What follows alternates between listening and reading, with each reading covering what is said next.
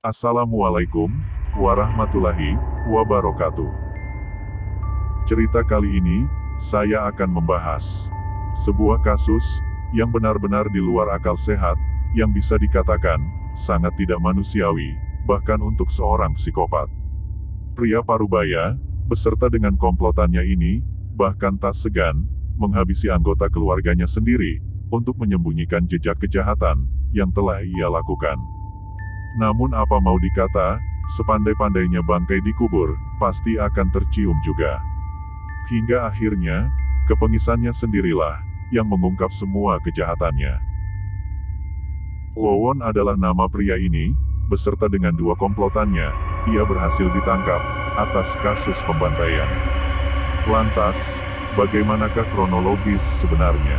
Simak video ini, dan selamat datang di channel Cerita Perjalanan.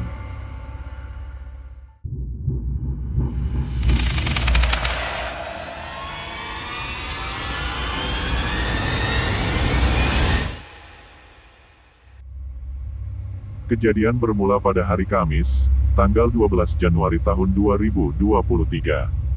Hal ini terjadi di Kampung Ciketing Barat, RT 2, RW 3, Kelurahan Ciketing Mudik, Kecamatan Bantar Gebang, Bekasi. Saat itu, sedang ada beberapa warga yang berada di sekitar rumah kejadian. Ketika mereka tiba-tiba mendengar suara rintihan dari beberapa orang di dalam rumah. Ketika mereka memeriksa apa yang terjadi di dalam rumah itu, sudah tergeletak 5 orang dengan mulut yang berbusa. Kelima orang tersebut adalah Maimunah 40 tahun, Ridwan 20 tahun, Rizwandi 16 tahun, Neng Ayu 5 tahun, dan Solehudin alias Dede, berusia 35 tahun. Peristiwa ini langsung saja membuat heboh kampung itu. Segera mereka mengevakuasi para korban untuk dilarikan ke rumah sakit, juga langsung melaporkan kejadian ini ke kantor polisi setempat. Untunglah, dari kelima korban, terdapat 2 korban selamat, yaitu Neng Ayu dan Dede. Dugaan awal, kelima korban tersebut keracunan oleh minuman yang sudah mereka minum, dan motif ini akan saya bahas di akhir video ya. Berdasarkan penyelidikan Kapolda Metro Jaya, yaitu Inspektur Jenderal Polisi Fadil Imran. Ia menyatakan bahwa kelima korban itu memang sengaja diracun. Berdasarkan hasil olah TKP, polisi juga menemukan adanya kandungan racun pestisida di dalam kopi yang sudah mereka minum, dan dari penemuan ini, polisi langsung mencurigai Wawon Irawan, yaitu kepala rumah tangga di rumah ini, yang menjadi pelaku utama dari pembunuhan ini. Atas dugaan ini, tim gabungan dari Polda Metro Jaya dan Polres Bekasi akhirnya membekuk Wawan alias Aki, tepat di rumahnya di Cianjur pada dini hari. Di sini ditemukan lagi fakta jika Wawon ternyata melakukan semua kejahatan ini tidak hanya seorang diri, namun dibantu oleh seorang sahabatnya, yaitu Solihin alias Dullah. Diketahui jika 2 orang ini merupakan partner, dan setelah dilakukan penyelidikan yang lebih mendalam, ditemukanlah fakta-fakta yang jauh lebih mencengangkan oleh pihak kepolisian. Dan oleh pihak kepolisian, dipastikanlah jika ini merupakan kasus pembunuhan berantai, dan cara utama para tersangka adalah melakukan penipuan berkedok ilmu supranatural. Cerita ini berawal ketika Wawon dan Dulo mengaku sebagai orang sakti, yang mana mereka mampu mendatangkan kekayaan dengan menggandakan uang. Di sini, mereka menargetkan TKW yang pastinya memiliki banyak uang, namun belum tentu paham soal cara berinvestasi. Saat itu, Siti Fatimah, seorang TKW Arab asal Garut, berhasil terhasut oleh rayuan Dulo untuk memberikan uangnya, yang nantinya akan digandakan oleh Wawon pada April tahun 2019. Singkat cerita, sampai akhir tahun 2020, setelah memberikan banyak uangnya, namun tak kunjung ada hasil. Siti pun merasakan ada kejanggalan, dan ia menagih janji Wawon, yang katanya mampu menggandakan uang miliknya itu. Karena terus didesak, Wawon pun menyanggupi untuk mengembalikan seluruh uang Siti. Namun di sini, Wawon beralasan, jika uang itu hanya bisa diambil oleh Siti sendiri di Mataram, Nusa Tenggara Barat. Tanpa banyak curiga, Siti menuruti kemauan Wawon demi mendapatkan uangnya kembali. Dengan didampingi oleh Noneng, yaitu mertua Wawon, dari istrinya yang bernama Wiwin. Mereka bertiga melakukan perjalanan ke Mataram dengan menggunakan kapal laut. Namun sayangnya, Siti tidak menyadari jika ia telah jatuh ke dalam perangkap yang telah dipersiapkan oleh Wawon. Entah bagaimana, Wawon berhasil menghasut Noneng dan Siti agar mau terjun ke laut dari atas kapal yang akan mereka tumpangi. Dan benar saja, akhirnya, di tengah perjalanan dari Surabaya, di sekitaran Laut Bali, mereka berdua terjun ke laut. Namun untung, di sini Noneng masih bisa diselamatkan, sedangkan Siti tidak. Hal ini dilakukan agar Wawon bisa menguasai seluruh uang Siti. Jasad Siti sendiri akhirnya ditemukan oleh warga pesisir dan dikembalikan ke tempat asalnya, yaitu di Garut.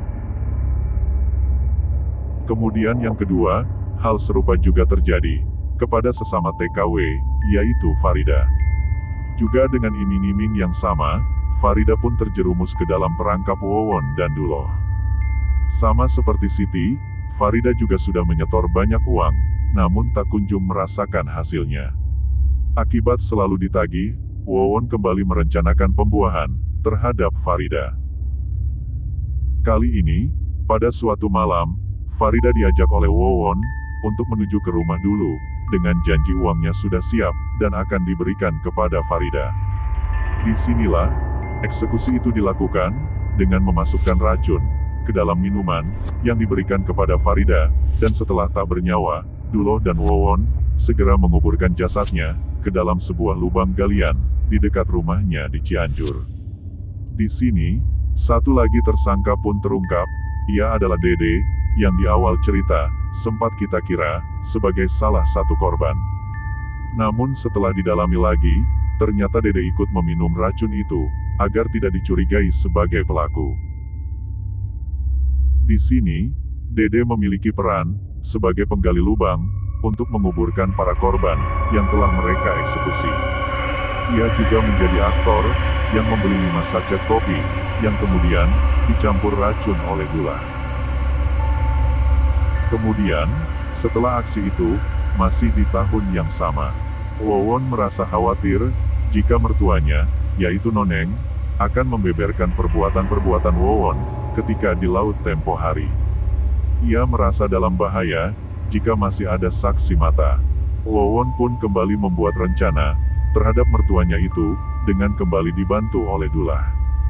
Mereka berdua merencanakan skenario yang hampir sama persis dengan yang sudah mereka lakukan kepada Farida. Entah dengan alasan apa, mengajak Noneng ke rumah Duloh. Ketika sampai di sana, Duloh pun segera melakukan aksinya. Ia mencekik Noneng ketika Noneng berada di dalam kamar, dan Noneng pun tewas saat itu juga. Dan lebih gilanya lagi, untuk menutupi jejak, serta menghilangkan seluruh saksi yang mungkin akan menaruh curiga. Juga menargetkan anak dari Noneng, yang merupakan mantan istrinya sendiri, untuk dieksekusi dengan cara yang sama, pada malam itu juga, dan masih di hari yang sama. Kemudian, jasad ibu dan anak itu pun dikuburkan dalam satu lubang di samping rumah. Untuk menutupi jejak mereka, korban selanjutnya adalah Halimah, yang juga merupakan istri Wawon yang lain. Sejauh ini, sudah diketahui jika Wawon memiliki total 6 istri di tempat yang berbeda. Motif pembunuhan Halimah sendiri juga masih belum jelas diketahui. Saat itu, Halimah sedang sakit dan berada di rumahnya. Entah dengan alasan apa, Duloh datang ke sana untuk membunuh Halimah dengan cara mencekiknya. Dari pengakuan Wawon, ia sendiri juga tak tahu kalau Duloh yang membunuhnya. Ia mengaku kalau sepengetahuannya, Halimah tewas karena sakit, dan setelah tewas pada hari itu, Wawon mengembalikan Halimah ke keluarganya untuk dimakamkan. Tak sampai di situ, Setelah kematian sang istri Wawon, ia malah menikahi Maimunah, yang merupakan anak dari Halimah, yang saat itu sudah menjanda. Meskipun hanya nikah siri, hal ini cukup gila. Maimunah secara tidak langsung, merupakan anak tiri Wawon, ketika ia menikah dengan Halimah, yaitu ibunya. Sungguh aneh, dan tragis, sekaligus miris, dengan kejadian ini. Maimunah sendiri, sudah memiliki 2 orang putra, dengan suami terdahulunya. Dan selama menikah dengan Wawon, ia memiliki 2 orang anak, yaitu Neng Ayu Sulistiowati, dan juga Bayu.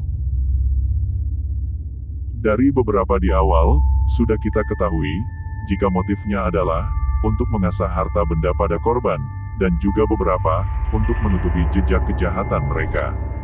Namun apakah motif, dan tujuan mereka berdua, dalam korban lainnya, yang sudah jelas, tidak ada hubungannya, dengan 2 TKW di awal cerita.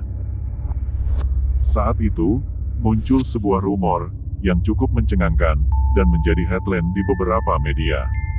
Pemberitaan, diduga motif pembunuhan anggota keluarga, adalah untuk syarat pesugihan, yang didalami oleh Wawon, dan Duloh. Sudah kita ketahui sejak awal, jika dulu, ia memang mengaku, memiliki kekuatan spiritual, dan tak menutup kemungkinan, jika Wawon, juga sudah terjerumus di dalamnya. Hal ini cukup masuk akal, jika menjadi motif utama, alasan mereka. Bayu yang saat itu masih bayi, juga dijadikan untuk tumbal. Sungguh benar-benar gila, jika memang inilah, yang menjadi alasan, dalam kasus pembantaian ini. Hanya untuk memenuhi nafsu, akan kekayaan. Seseorang mau mengorbankan apapun. Sungguh benar-benar miris, sampai detik video ini. Dibuat motif sebenarnya, dari ketiga pelaku, juga masih belum terungkap sepenuhnya. Namun beberapa barang bukti, ditemukan salah satunya adalah ATM, milik pelaku yang berisi uang sekitar 1 miliar, dan itu merupakan hasil penipuan, dari 2 TKW, yang dikumpulkan sejak 2019 lalu. Kemudian, juga ada dugaan-dugaan, yang mengarah kepada ritual pesugihan. Hal ini, benar-benar menjadi teguran yang nyata, bagi kita semua. Banyak hal-hal yang tidak terduga, yang berada dalam lingkungan kita hidup, tanpa disadari oleh siapapun, ritual sesat pesugihan tumbal, hingga mengadakan uang, itu adalah perbuatan musyrik, yang sangat dilaknat oleh Allah. Bahkan untuk balasannya, sangatlah mengerikannya, akibat yang ditimbulkan, dari adanya ritual-ritual sesat, yang melenceng dari syariat agama. Lantas, bagaimana cara kita mengatasinya?